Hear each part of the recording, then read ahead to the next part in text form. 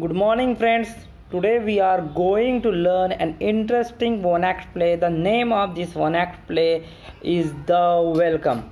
This one act play is from 7th class. We are going to learn this one act. This one act is written by Rabindranath Tagore. Rabindranath Tagore, as we all know, he is the first Indian who got the Nobel Prize for literature. Okay, so today we are going to learn, but before that learning this, before start our lesson or before start our one act play, we are going to learn about the basic idea of the lesson. Here we can see in the film, you can see some characters are there. This is known as Chatur Bhuj. He is a Chatur Bhuj. The second is some other character. He has one cat with his in his arms. The cat, a very nice Afghan cat is there. So in this cat, in this act, the whole act is revolving around this cat, and how the fun creates because of this cat, we can enjoy that. Okay, so let's start the play. So before start the play, we have to take an introduction of Rabindranath Tagore. This is the image we are seeing. This image is the great legendary poet, writer, musician and philosopher Rabindranath Tagore's image. He is a very popular person in Indian, not only in Indian continent but the whole continent. Okay, so he is a great writer. तो लेखक होते, कवी होते, musician होते and also philosopher, तत्वज्ञानी सुद्धा होते, हे आपल्याला कळलेलं आहे. Now see the lesson.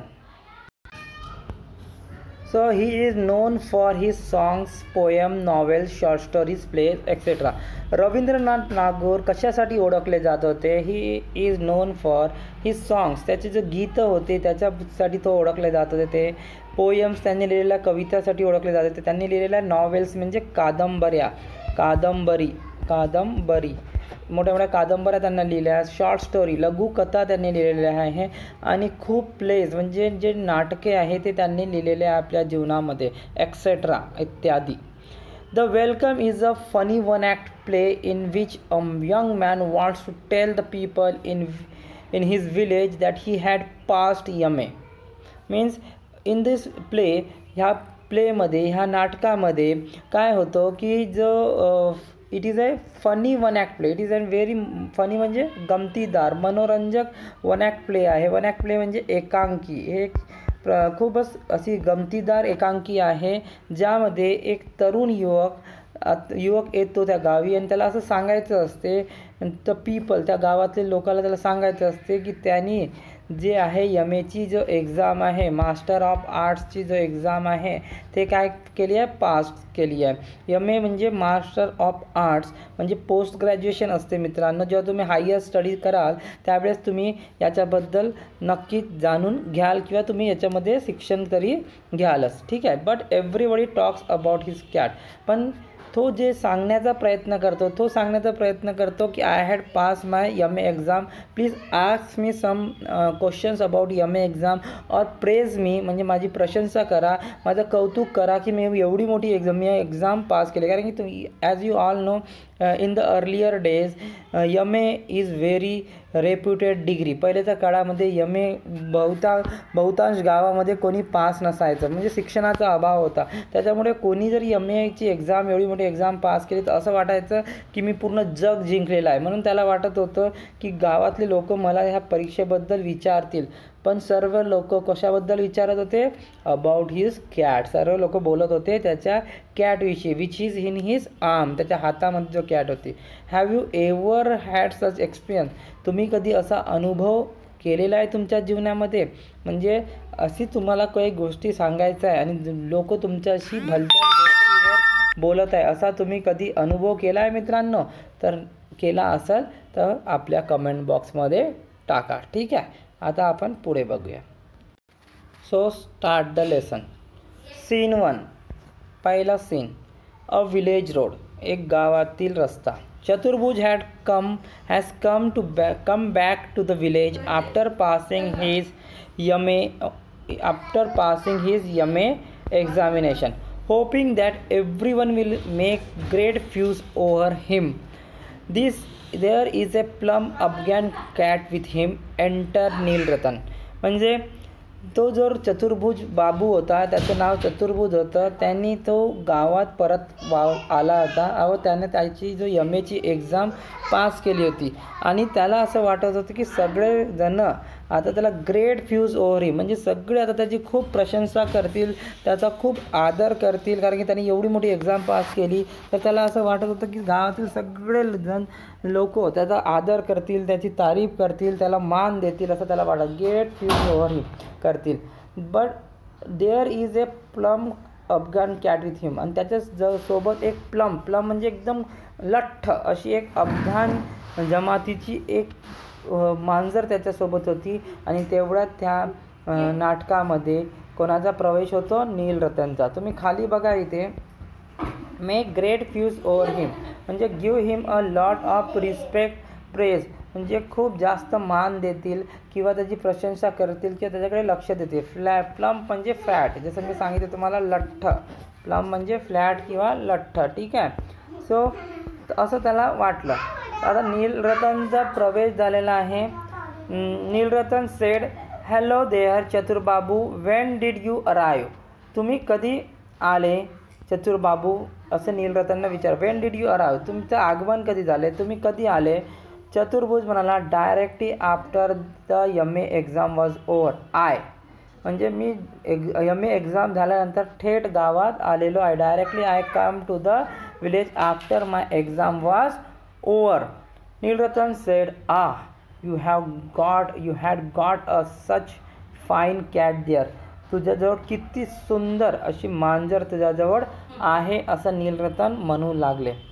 चतुर्भुज, this year the exam was very, पण चतुर्भुज त्या प्रश्नाकडे दुर्लक्ष करत म्हणाला, this year the exam was very, असं त्याला म्हणायचं होतं, पुढे आणखी म्हणायचं होतं व्हेरी त्यानंतर.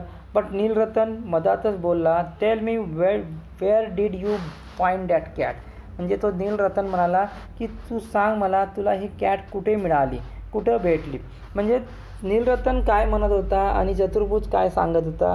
आणि in this sentence you can see that Nilratan is not interested in listening about Chaturbhuj, whatever he had got success, he did not want to hear that. म्हणजे आपल्याला कळते की चतुर्भुजने जे यश मिळालं त्याच्याबद्दल नीलरतनला ऐकण्यात कोणताच रस नव्हता आणि त्याला फक्त त्या कॅटविषयी म्हणजे माहिती, उत्सुकता होती. ते कॅटविषयीच त्याला माहिती करून घ्यायची होती, असं आपल्याला या चित्रामध्ये पण दिसत आहे. We can see here how the Nilratan is there and Chaturbhuj having a cat with him. Okay.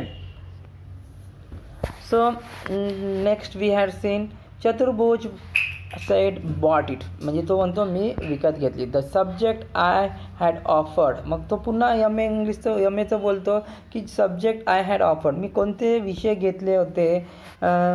Nilratan मग पुन्हा म्हणतो, how much did you pay for it, पुन्हा तो आपल्या MAच्या बद्दल सांगायचा प्रयत्न करतो. तर पुन्हा ह्या सांगतो की तुम्ही हे केवढ्यात घेतले, तुम्हाला ही जो कॅट आहे कितीत पडली ते सांगा. हाऊ डू यू पे, किती तुम्ही याच्यासाठी मूल्य दिले, किती तुम्ही याच्यासाठी किंमत मोजली आहे.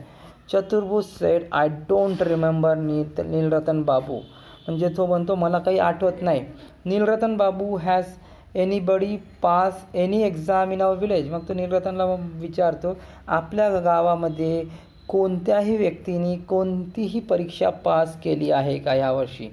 Nilratan said, oh lots of them, oh म्हणजे खूप लोकांनी केलेली आहे. But you won't see a cat like this in this part, पण आम्ही आपल्या ह्या भागामध्ये अशी कॅट कधी पाहिलेली नाही आहे. खूप व्यक्तींनी पास तर केली आहे परीक्षा, पण अशी कॅट खूप लोकांनी ह्या भागामध्ये पाहिलेली नाही, असे तो म्हणतो नीलरतन.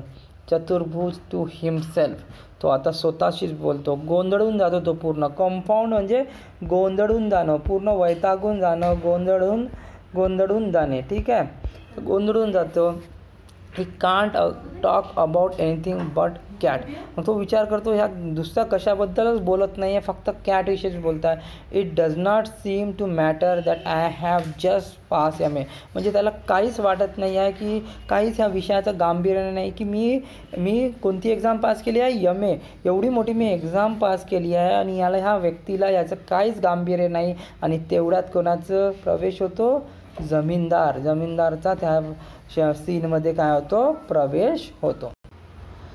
जमीनदार सेड, मग म्हणतो जमीनदार, Chaturbhuj, what have you been doing Calcutta all this time. म्हणजे जमीनदार म्हणतो, म्हणजे तू एवढा काळ कलकत्त्यामध्ये काय करत होता.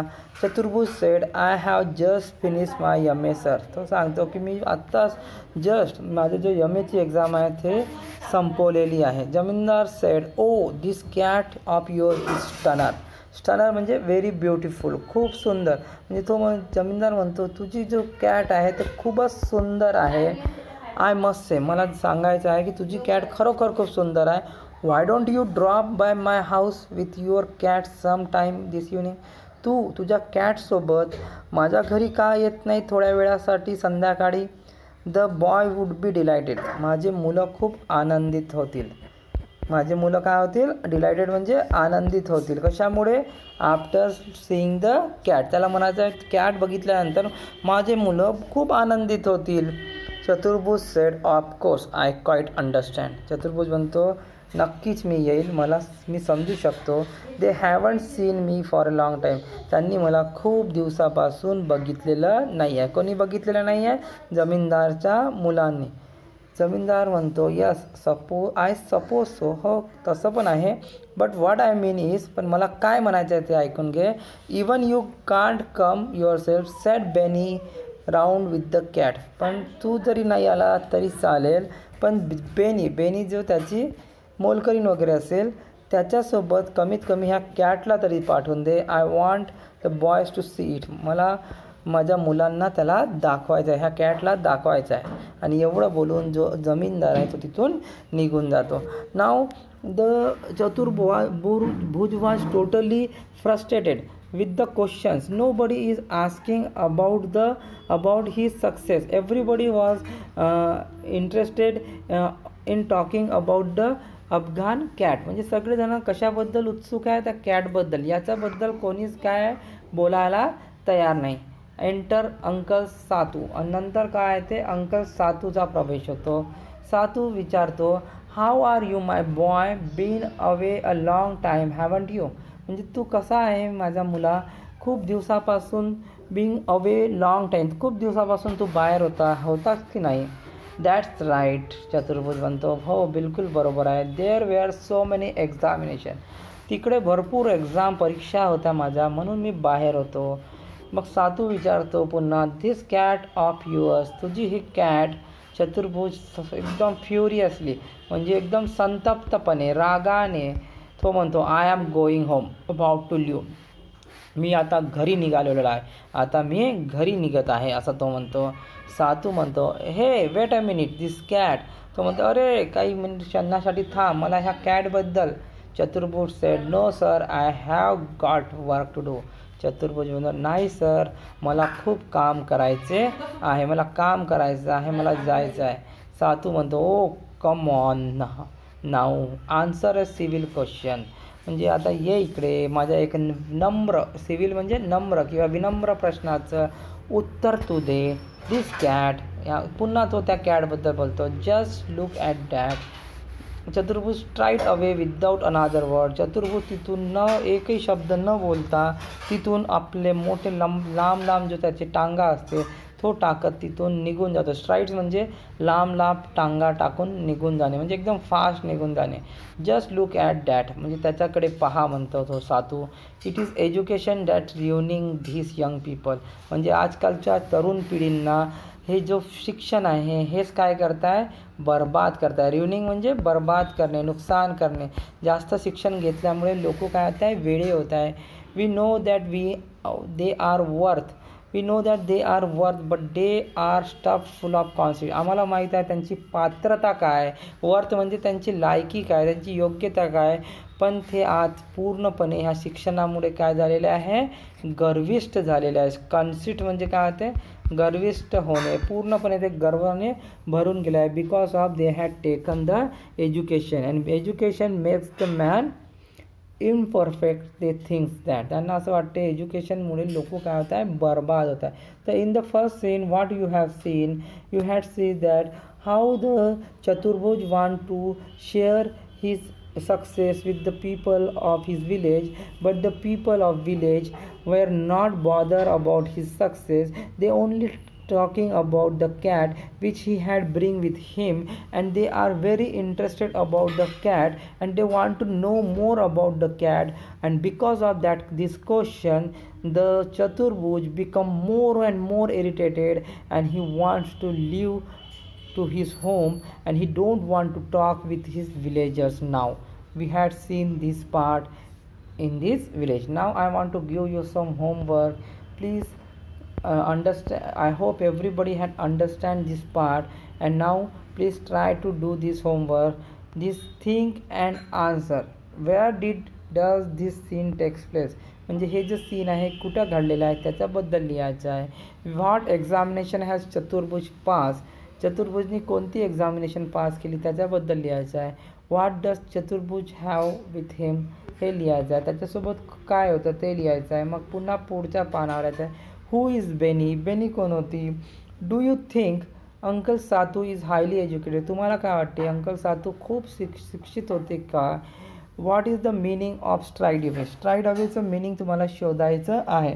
Stride away to walk with long steps, to walk with long steps असा त्याचा अर्थ होतं. तर we had seen the first part of the welcome, the स्वागतचा पहिला भाग आता आपण बघितलेला आहे. त्याच्यानंतर आपण दुसरा आणि तिसरा भाग बघूया. ठीक आहे, धन्यवाद.